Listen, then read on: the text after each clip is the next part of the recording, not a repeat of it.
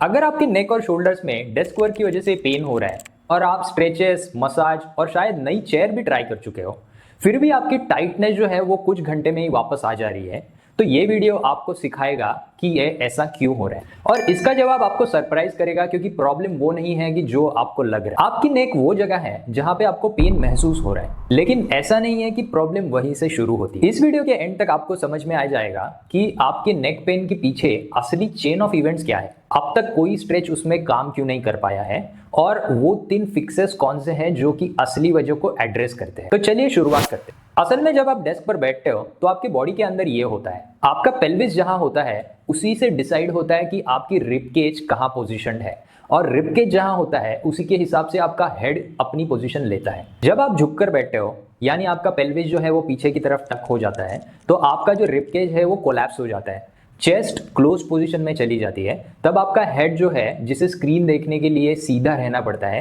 वो मजबूरी में आगे की तरफ चला जाता है और आपके नेक मसल्स पूरे दिन 5 से 6 किलो के हेड को बॉडी के आगे पकड़ के रखती है और यही पेन आपको महसूस होता है। यही वजह है कि आप कितना भी चाहे जितनी बार नेक को स्ट्रेच कर लो या स्ट्रॉन्ग बनाओ, वही टाइटनेस बार बार वापस आ जाती है, क्योंकि आप जो है वो चेन के सबसे ऊपर वाले हिस्से को ठीक करने की कोशिश कर रहे हो, जबकि प्रॉब्लम जो है वो नीचे से शुरू हो रहा है। तो पहला फिक्स ये है कि पोस्चर रीसेट हमेशा नीचे से शुरू करो, ऊपर से नहीं। सीधे बैठो ताकि आपका वेट जो है वो दोनों सिट बोन्स पर महसूस हो, यानी आपके पेल्विस के नीचे का जो पोर्शन है उस पर। उनके पीछे रोल होकर मत बैठना। जब पेल्विस सही पोजीशन में आता है तो रिबकेज जो है वो अपने आप से ऊपर अलाइन हो जाता है और हेड भी नेचुरली अपनी जगह पर वापस आ जाता है।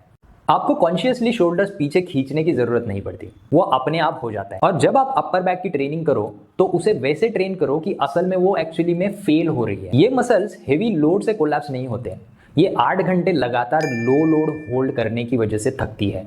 इसलिए सॉल्यूशन जो है वो हफ्ते में 2 बार हेवी वर्कआउट करना नहीं है। तो सॉल्यूशन ये है कि हल्की रेजिस्टेंस लो, कम समय को लो और उसको दिन में कई बार रिपीट करते रहो। सिर्फ 2 मिनट इजी होल्ड्स और रो दिन में कई बार, ये आपके लिए काम कर जाएगा। अब आते हैं उस लेयर पर जिसके बारे में लगभग कोई सोचता भी नहीं। आप सिर्फ 8 घंटे झुक कर नहीं रह रहे हो, आप उसी पोजीशन में ब्रीदिंग भी कर रहे हो, करीब 20,000 बार हर दिन में। जब रिबकेज कोलैप्स हो जाती है तो आपका डायफ्राम, जो कि ब्रीदिंग का सबसे इंपॉर्टेंट मसल है, अपनी सही पोजीशन खो देता है और ठीक तरह से काम नहीं कर पाता। तब आपकी बॉडी इंप्रोवाइजेशन करती है, वो नेक और अपर शोल्डर मसल्स को ब्रीदिंग में हेल्प करने के लिए रिक्रूट कर लेता है, ऐसे मसल्स जो ब्रीदिंग के लिए एक्चुअल में बने ही नहीं है। अब वही दिन में लगभग 20,000 बार ये सेम काम कर रहा होता है और यही असली वजह है कि स्ट्रेचिंग के कुछ घंटों बाद आपका टाइटनेस वापस आ जा रहा है। जिस चीज ने प्रॉब्लम जनरेट की हो, अगर वही चीज आप 20,000 बार रोज रिपीट कर रहे हो तो कोई भी स्ट्रेच उसके सामने काम नहीं करता। इसका फिक्स भी पहले फिक्स से ही शुरू होता है। पहले बॉडी को स्टैक करो,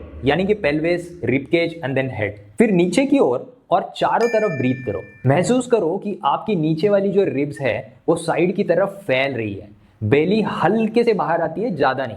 और शोल्डर्स और कॉलर बोन्स बिल्कुल शांत है, वो बिल्कुल मूव नहीं हो रहे। सिर्फ 90 सेकेंड्स इसको करो दिन में कुछ बार और समझो कि असल में आपके अंदर बॉडी में क्या हो रहा है। ये सिर्फ ब्रीदिंग का एक्सरसाइज नहीं है, आप ब्रीदिंग का काम नेक से वापस लेकर उसे उन मसल्स को दे रहे हो जो कि इनके लिए एक्चुअल में बना है, यानी कि आपका डायफ्राम। और अब वो हिस्सा जिसको मैंने शुरू में वादा किया था, लगभग कोई इसके बारे में बात नहीं करता। प्रॉब्लम आपके पोस्चर में थी नहीं, प्रॉब्लम यह है कि आप एक पोजीशन में कितनी देर लगातार रह रहे हो। कोई भी सिटिंग पोजीशन हमेशा के लिए परफेक्ट नहीं होती। उसी परफेक्ट पोस्चर के पीछे भागना, यही वजह है कि आपकी एर्गोनॉमिक चेयर भी कुछ बदल नहीं पाई। बॉडी लगभग किसी भी पोजीशन को कुछ समय तक टॉलरेट कर सकती है, लेकिन एक ही पोजीशन घंटों तक बिना बदले उसे टॉलरेट नहीं कर सकती। और एक चीज नोटिस करो, आपका पेन जो है वो दोनों साइड्स पर बराबर नहीं आया रहेगा। देखो कि कौन सी साइड में ज्यादा दर्द कर रहा है। अब देखो कि आपका माउस किस हाथ में आप पकड़ रहे हो। वही आर्म पूरे दिन थोड़ा आगे थोड़ा ऊपर बिना सपोर्ट के रहता है। प्रॉब्लम एक साइड की होती है, लेकिन एक्सरसाइजेस जो है वो दोनों साइड को दिया जाता है। तो तीसरा फिक्स ये है कि अपनी जो पोस्चर है उसकी चिंता कम करो, अपनी पोजीशन को ज्यादा बदलो। हर 30 मिनट्स में कुछ बदलो, थोड़ा आगे बैठो, पीछे की तरफ बैठो, खड़े हो जाओ, एक पैर पर क्रॉस कर लो, आपकी लैपटॉप की पोजीशन को बदल लो, आप कुछ वॉक करके आओ और माउस का जो हाथ है वो बॉडी के पास रखो। फोरआर्म को डेस्क पर सपोर्ट दो, उसे पूरे दिन हवा में लटकने मत। पोजीशन वेरिएबिलिटी हर बार पोजीशन परफेक्शन से बेहतर होती है। तो पूरा पिक्चर ये है कि जो आपको एक्सरसाइजेस दी गई थी वो गलत नहीं थी, बस उनको 10 मिनट में 8 घंटे का मूवमेंट पैटर्न्स को रिवर्स करने की उम्मीद की जा रही थी। असल में आपको पैटर्न बदलना चाहिए। पेल्विस को स्टैक करो, ब्रीदिंग वापस डायफ्राम को दे दो और दिन भर अपनी पोजीशन चेंज करते रहो। फिर वही एक्सरसाइजेस सच में काम करना शुरू कर देगी। आज सिर्फ एक चीज शुरू करो, स्टैकिंग वाली।